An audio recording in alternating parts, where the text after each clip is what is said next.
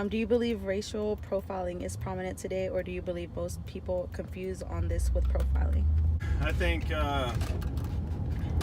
to the public eye, you know, number one, the media distorts a lot of things police related because that's what sells. That's where they get all their views is, for the past, 5 or 6 years, a police officer can't do anything without being on the camera, being complained on, everything like that. And it wasn't always that way. But for us, where we work, people say racial profiling. Okay, well, I'm a white officer. He's a Hispanic officer. So we work in Pleasant Grove and South Dallas. So, South Dallas is 90% black. Pleasant Grove is high percentage of Hispanic, high percentage of black. And there's low percentages of white people in both areas. So, I mean, you take 10 people, 8 of them are black, 1 of them's Hispanic, 1 of them's white, and you have a conversation with them. 1 of them was involved in illegal activities. What are the odds that they're black? If that's your ratio.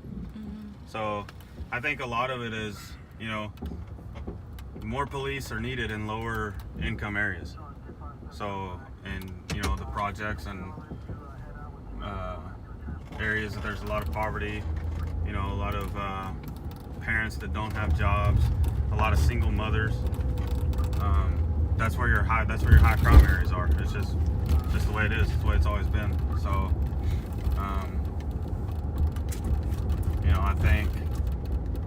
are there some officers that racial profile? I'm sure. Every group of people, whether it's politicians, whether it's teachers, whether they're priests, every group of people has their bad apples. It exists. So, are there bad police officers out there? Yeah. But I think that racial profile, yeah, I'm sure.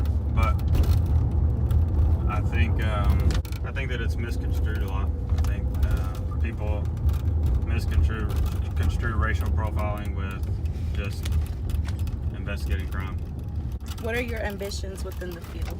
My ambitions in the field are to become a detective for either narcotics or Oh, really? some type of investigative bureau where I can go and just further my knowledge of the job. I feel like. But that's your goal is to be there? Yeah. Detective or narcotics? Definitely for sure. Some type of investigative field, whether, like I said, whether it be narcotics or robberies. There's robberies detective, assaults detectives. I would like to do something other than patrol one day. I think that would be. And you're going to school, right? Yeah, I'm going to school, so hopefully, with everything that I learned in college and stuff, that'll actually help me out a lot more. Because you do have to interview for those positions. You don't just move over. So whenever you go interview, Everything's a competition. Yep, everything's a competition, and if you have more qualifications, i.e., college and stuff, it helps you out a lot more. So, yeah, definitely being a detective in a bureau somewhere is my goal in this department. What degree is it that you're getting? Criminal justice. If you really want to do this job, I think it's pretty easy to keep that integrity. We're both Marines, so 14 leadership traits was one of those things that we got taught in the Marine Corps, which was, basically it boils down to don't lie, cheat, or steal. You have to have integrity. You have to do the right thing when no one's looking. This is basically what it is. You're out here. We're doing traffic stops, going to calls and stuff, and so I think that a lot of responsibility is put on us, and I think if you really want to do the job, I think you're going to do the right thing. It's not hard to do it either. How important do you believe education is in the field of law enforcement? I think it's very important. Do I think that means everybody needs to have a bachelor's degree? No. Because I know some great officers that, are military veterans that, came straight out of the military and went into the academy. But if you're not educated, I mean, you got to think about it. We restrict people of their freedoms. So if you're out here and you don't know your job and you're not educated in what you're supposed to be doing, what you can do, what you can't do, then you don't need to be doing it. Mm-hmm. You don't need to have the right to restrict somebody's freedoms if you don't know the parameters of where what your job lies in. Mm-hmm. So, and I think that's a lot of times, you'll see videos on the news and on YouTube and stuff of, well, this police officer did this and the officer was wrong. Well, a lot of times that's some like small rural agency that, the guy went to a 6-month academy and, that was it. Mm-hmm. And he was never like taught, properly taught stuff. And, if it's just like anything. I mean, if we don't stay studied up on our stuff, then, we're made to look like fools. And, I mean, you think about it. If somebody calls the police on one of your family members and they haven't done anything wrong, but one of us show up and we don't know our job and we take them to jail for no reason, I mean, you're going to be pissed. The whole family's going to be pissed. So, it's just like, so, we have to, every year, we have to do like continuing education and take classes and, like, we just got done doing this 3-hour course that's like a update on the 2019 update on the penal code and the code of criminal procedure and the traffic code and all that. Mm-hmm. Just laws they've changed or edited, and a lot of it's just stuff with the wording. But So, Carlos, what was going through your mind, or what were your thoughts on that when you heard that happen? Well, I was, by the time I saw everything already unfolding, it was already like 11 o'clock. Mm-hmm. And, by that time, I guess they hadn't gone around to me because I don't know how they do the list or whether they do it alphabetical where they call you and stuff. But by the time, 11 o'clock hit, everything had already been settled. So I didn't actually get to come in and work where I would have had I known that was happening. I had to turn my freaking TV on to find out. So, but I was just in shock, honestly. That's the best way I could describe it. It's just I couldn't believe that someone was actively shooting downtown. So that was definitely like a shocking moment to me, and especially just I knew one of the guys, not personally, but I had seen him. I had seen him not even 2-3 weeks before that happened, and it's just kind of one of those moments where you're like, I can't believe I just saw him, and then now he's gone. So, Oh, okay. but it was definitely shocking to me.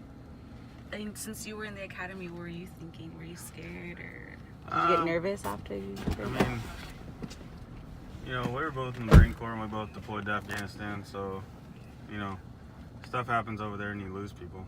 And, I don't want to, like, wholly compare it to, policing during, 2 or 3 years ago in America to war, but, it was a major conflict at the time in this country. The general public had a very bad taste in their mouth when it came to police. Mm-hmm. And a lot of things had happened back to back that police in different parts of the country had done wrong and had, messed up. So,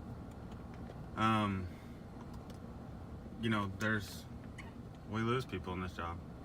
I mean, Were you nervous or you scared can, when you heard about it? No, I was actually, I expected to come to the academy the next day and be missing some people from our class, because it's like very Oh, real. yeah. Like, you're in the Dallas Police Mhm. Academy, 5 Dallas officers just died that night. So, I kind of expected some people to have like a reality check, Mhm. like, oh crap, like this wasn't isn't for me, them. Yeah. But every single person in our class showed back up the next day and was in class. And so that kind of gave me a sense of pride, Mm-hmm. as to where, in every branch of the military, every fire academy, police academy, whatever, every gym class, you have your you have your people that, you know, you're like, maybe you're not fit out for this. You know, everybody kind of thinks that about certain people. You know, and we had that in our class too, but, you know, it's just a sense of, okay, everybody's serious. Everybody knows, like, you know, everybody's here still. Yeah. So that was cool to be a part of. But at the same time, me personally, just from the background I come from, and, you know, from being in the Marine Corps, I just had a sense of helplessness, you know. Yeah. So I'm just sitting at the house watching it on TV because I'm in the academy, you know. I can't go down there and help them or anything. Wanted to, but, you know, it's a bad feeling to sit there and watch that unfold, and, you know, you can't do nothing, but you're a part of that organization.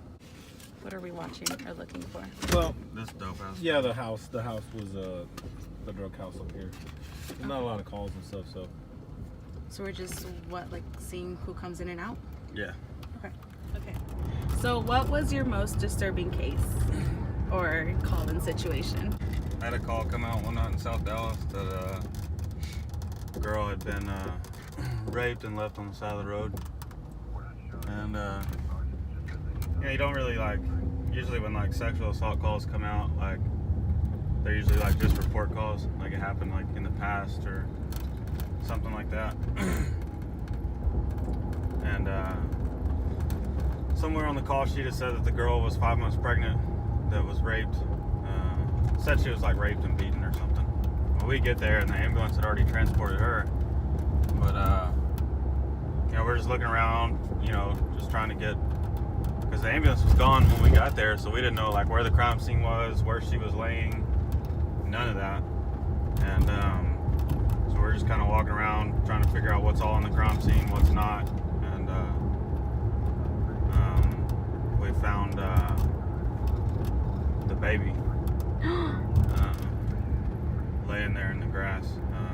You know, obviously it wasn't alive. She was 5 months pregnant. Picked her up and raped her, and then I guess threw her in the back of the truck and beat her pretty good, and then threw her in the back of the truck. And then when he just pulled over on some side street in South Dallas and just threw her out on the side of the road, and I guess she started going into labor, or maybe she was probably already in labor when she got thrown out. But yeah, and the baby was laying there in the grass.